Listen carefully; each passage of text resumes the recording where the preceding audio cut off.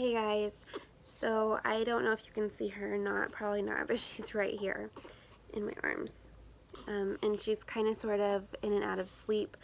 So if I keep looking down, that's why, because she's right here. So first off, I just wanted to say that I have had an overwhelmingly large number of amazing comments and prayers for Aerilyn. Lots of positive comments and helpful comments and sweet comments, and I am so very, very grateful for all of you guys who have been commenting on my Instagram with support and love. It's very, very sweet of you. Thank you guys. I have gotten a small amount, very small amount of negative comments, and I knew that that was going to come because with any child getting hurt, there's always those people pointing fingers. And this video is in no way intended as like a trying to prove these people wrong or trying to change their minds, because I know that that's probably not going to happen, and I don't need everybody's approval. So that being said, let's just jump into this whole thing. So, if you have not been following my Instagram and you're not a part of my Instagram, then you might not even know what's going on at all. A few days ago, the kids it was at night, the kids were home from school, everybody was being crazy. Caden was trying to get his homework done, because it's due the next day, and I think Asher was in his room watching a TV show.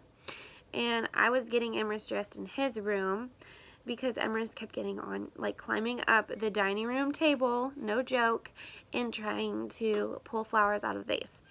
So after Bryce removed him from the table like 5 times, I just said, Emrys, let's go to your room and let's get some PJs on and play with your blocks, and you know, so Bryce can help Caden finish his homework. So because I was getting, you know, Emrys dressed for bed, I had Bryce holding Aerilyn. She was sleeping.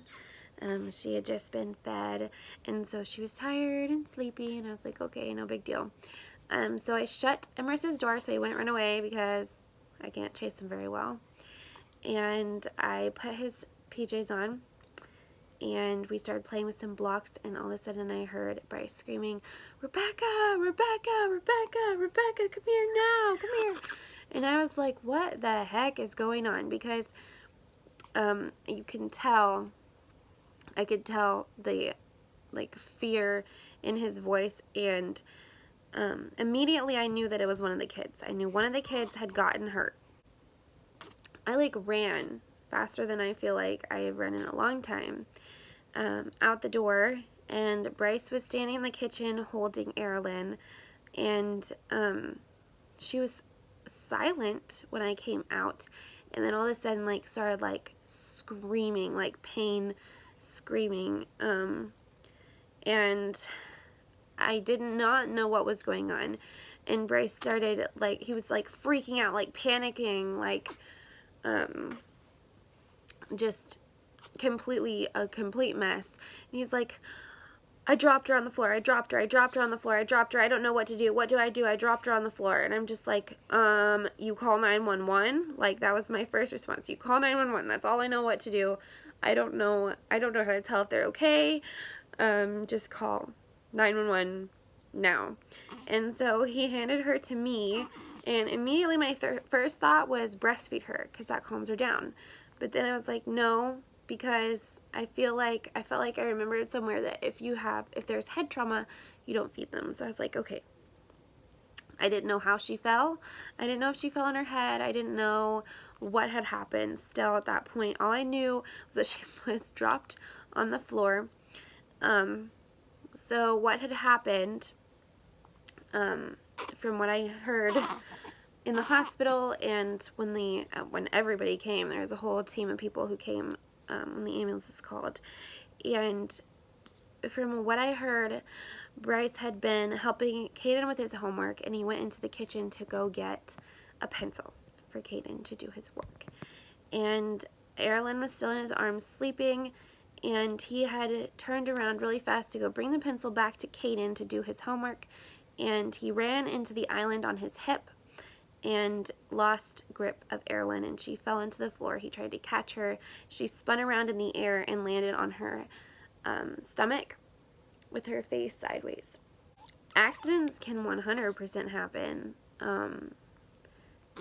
You know, I've seen so many tragic accidents happen to so many people, and it's sad, but it definitely can happen. Even if, you know, I swear up and down, I love this girl more than anything in the world ever. I mean, and Bryce is so enthralled with the fact that we have a daughter, and, you know, if you've followed us for a while, you know that we'd love to have a girl, and we got a girl, and she's amazing, and she's been the easiest baby that we've had so far. She is so calm, like right now, you can see. She is the calmest child that we've had. So, yes, accidents can 100% happen. We would not hurt her on purpose, obviously. We had the ambulance come, and their original checks found that she was perfectly fine. Her oxygen levels were fine, her reflexes were fine, everything was fine, but they suggested that we go to the hospital to to be monitored overnight. And so I took Aerilyn in the ambulance, and Bryce took the kids up to the hospital to meet my mom, who then took our kids and took them home. When we got to the hospital, we were put in the ER, and they monitored her vitals and all that stuff. Everything looked fine. Originally, they did not find any bumps on her head. There was nothing going on. She checked out perfectly fine. They were thinking of dismissing us. And then Bryce and I noticed that there was a little bit of some swelling right here. And when we told the doctor about it, he felt her head, and he could definitely tell that there was a bulge right here next to her, I forget what that's called, the opening of the skull for newborns. And that indicated that there was some kind of issue, or that there was definitely a possibility of some kind of issue.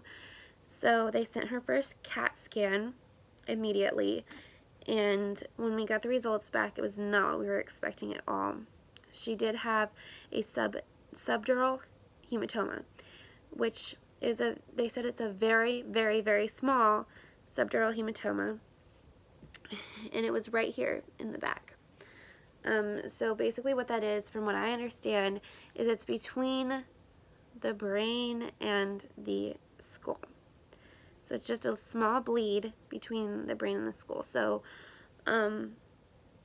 if they're bigger, they can require surgery. But hers was so tiny that it will absorb itself in time.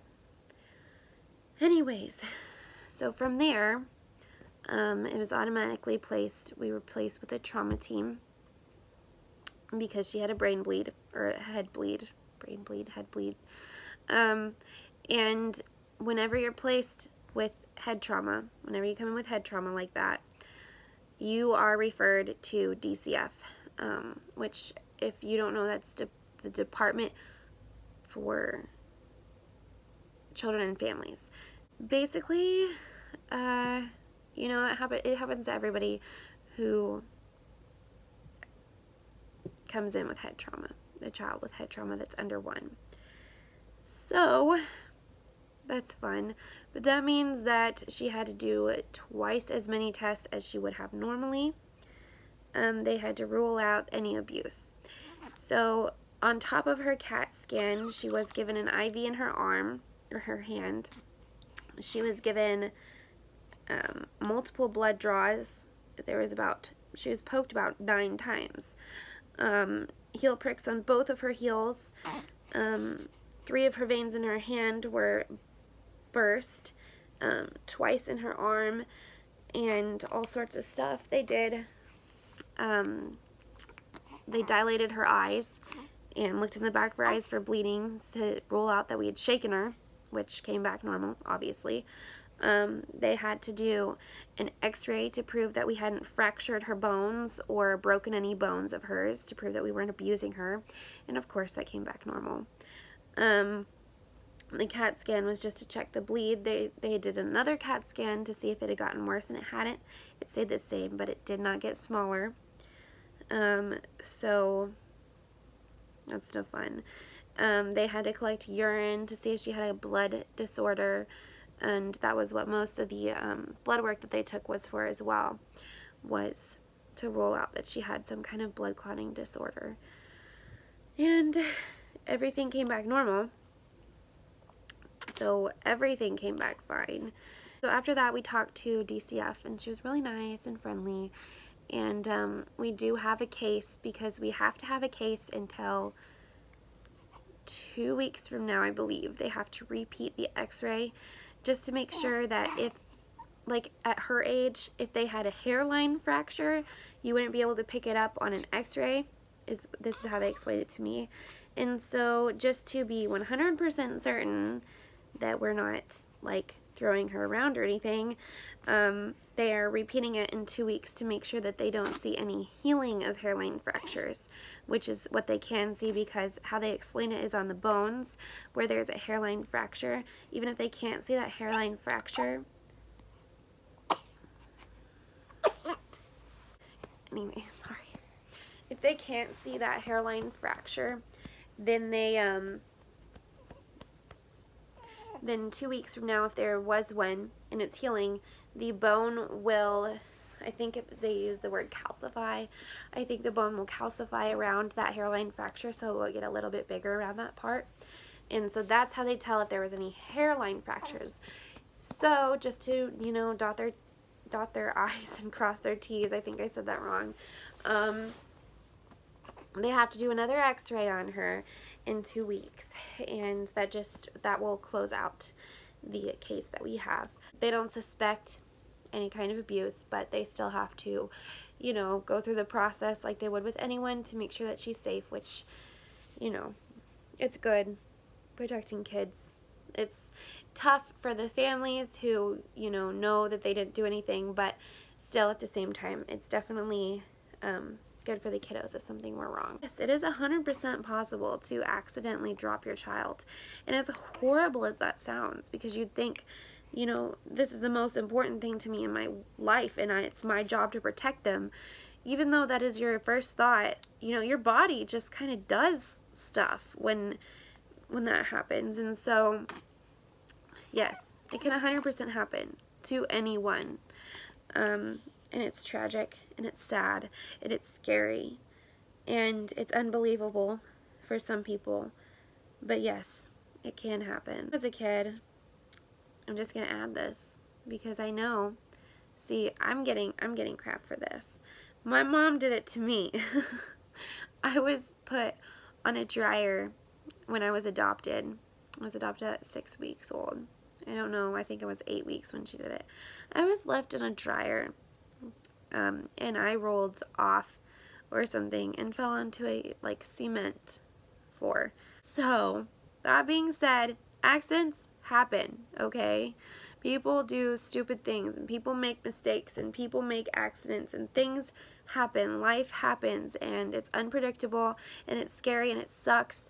But that it just happens. Things just happen, and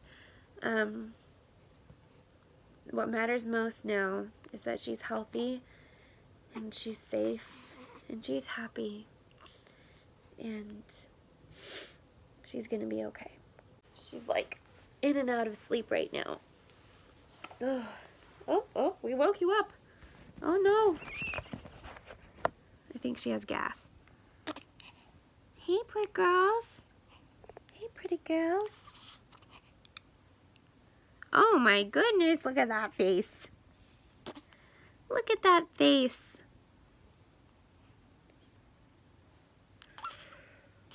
You are gonna poop, aren't ya? It sounds like you're gonna poop. Say bye-bye. Say bye-bye, YouTube. Say, I'm a pretty princess.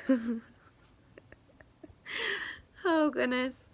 This poor little girl. Anyways, I will be putting the vlog up if I haven't already, and I will see you guys later. Bye.